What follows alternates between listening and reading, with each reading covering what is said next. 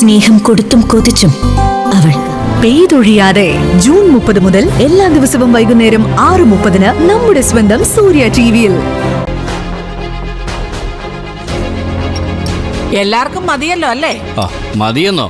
വയറ് പൊട്ടാൻ പോവാ അല്ലേ പൂജ? ഇത് ഇപ്പോഴൊന്നും പൊട്ടത്തില്ല. ഒരു 4-5 മാസം കൂടെ പിടിക്കും അല്ലേ മോളെ?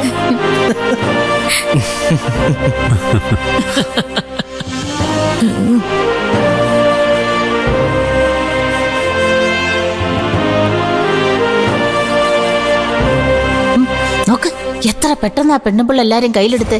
ഈ അമ്മയൊക്കെ ഇത് എന്തറിഞ്ഞിട്ടാ കിടന്ന് തുള്ളുന്നെന്ന് എനിക്ക് മനസ്സിലാവാത്ത. അപ്പ കണ്ടവരെ അപ്പാന്ന് വിളിക്കുന്നത് കേട്ടിട്ടേ ഉള്ളൂ. മോളുടെ മുത്തശ്ശി എന്താ ഇങ്ങനെ ആയിപ്പോയെ?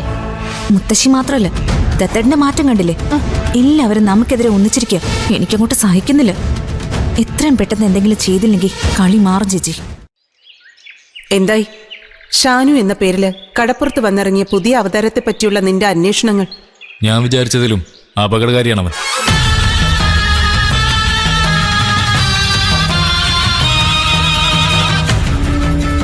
പെൺവാണിപ്പം മുതൽ മയക്കുമരുന്ന് കച്ചവടം വരെയുള്ള ഒരു അധോലോക ഡോൺ.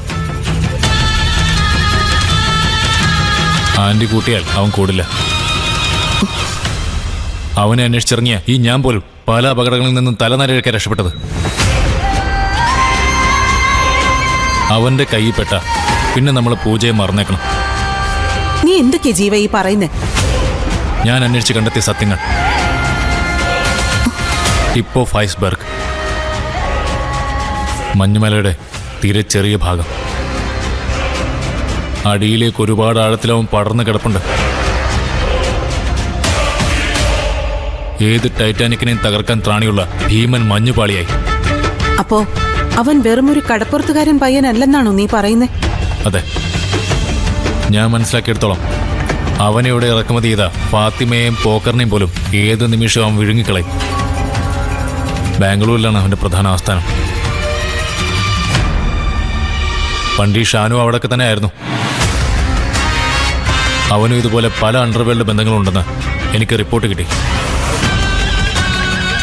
ഈ വന്നിരിക്കുന്ന നസീർ റാവുത്തറും ഇവിടം വിട്ട് എന്നേക്കുമായി പോയ ഷാനു സുലൈമാനും ഒരു നാണയത്തിന്റെ 2 വശങ്ങളാണ്.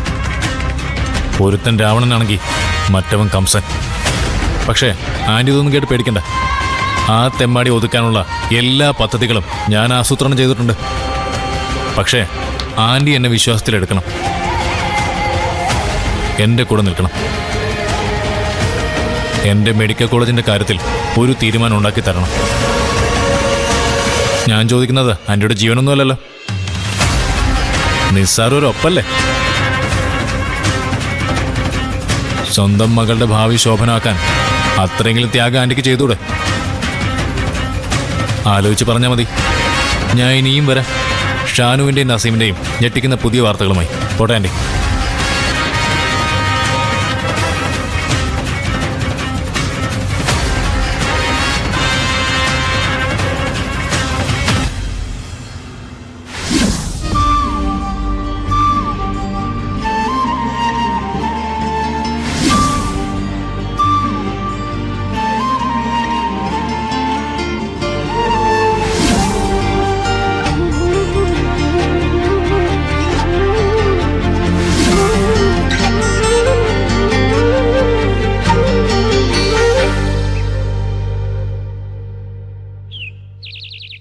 പൂജ, എന്താടോ എന്തേ ആലോചിച്ച് കൂട്ടുന്നേ? ഒന്നുമില്ല, വെറുതെ. എനിക്കറിയാം തന്റെ മനസ്സിലെന്താന്ന്. എന്താ? എന്നോടൊപ്പം ഇവിടേക്ക് വരണ്ടായിരുന്നല്ലേ?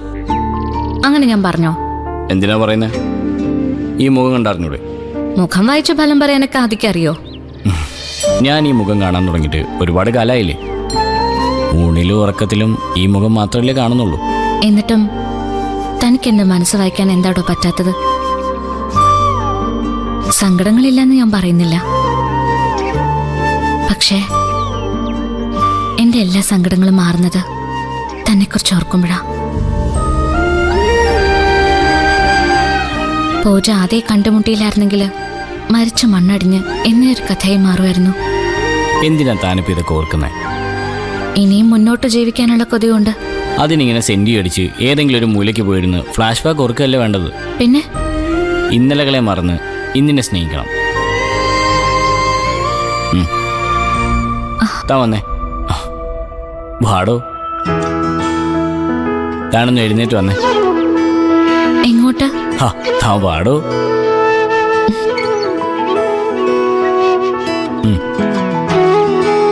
തൻ്റെ ഈ മൂടൊക്കെ ഒന്ന് മാറാൻ ഞാനൊരു വഴി പറഞ്ഞോട്ടെ. എന്താ?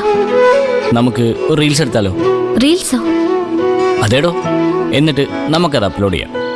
ചുമ്മാ രസം. ലോകത്തിനൊപ്പം നമുക്ക് ജീവിക്കാടോ. ഏയ്, ഞാനൊന്നിനുമില്ല. എനിക്കതിനൊന്നും താല്പര്യമില്ലാത്തോണ്ടാ. താല്പര്യമൊക്കെ അത് ചെയ്യുമ്പോൾ ഉണ്ടായിക്കോളൂ. ഇങ്ങനെയൊക്കെയല്ലേ പഠിക്കുന്നേ. താൻ പാടൂ.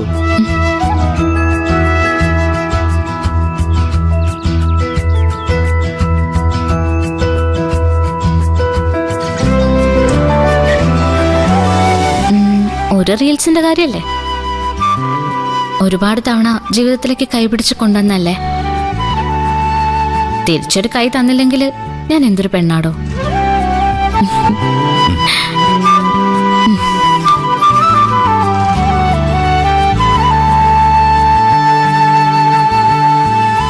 വാ,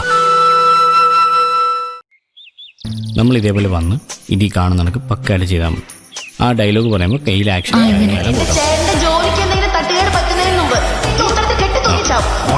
ഉത്തരത്തിൽ കെട്ടിച്ചോന്ന് പറയുമ്പോൾ അവിടെ കാണിച്ചിട്ട് ഉത്തരത്തിൽ കെട്ടും. അത്ര ബാക്കിയൊക്കെ സിമ്പിളാണ്. ഇത് ശരിയാവില്ലാതെ. ഇതല്ലെങ്കിൽ നമുക്ക് വേറെ നോക്കാം. നമുക്ക് മണിച്ചിത്തത്താൽ എടുത്താലോ, അല്ലെങ്കിൽ തേന്മാവൻ കൊമ്പത്തെടുക്കാം. അതാകുമ്പോൾ നല്ല റീച്ച് കിട്ടും. അയ്യോ, അതല്ല. ഈ റീൽസ് എടുക്കുന്ന കാര്യം തന്നെ ക്യാൻസൽ ചെയ്താലോ എന്നാ ഞാൻ ചോദിച്ചത്. ഏതായാലും നമ്മൾ തുടങ്ങി വെച്ചില്ലേ, ഒരരക്കൈ നോക്കാം.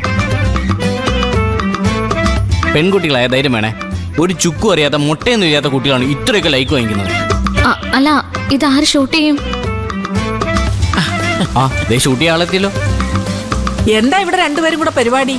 ഈ മോരും വെള്ളം രണ്ടുപേരും ഒന്ന് കുടിച്ചു നോക്കിയേ. ഇതും ഹൈ റേഞ്ച് സ്റ്റൈലാണോ ചേട്ടത്തി? കുടിച്ചു നോക്കിയിട്ട് പറ. അതൊക്കെ കുടിക്കാം. അതിനുമുമ്പേ ക്ലാരം എടുത്തേക്ക് ഒരു ജോലിയുണ്ട്. എന്നതാ മോനെ? ഏട്ടത്തി ഒന്ന് പിടിച്ചേ.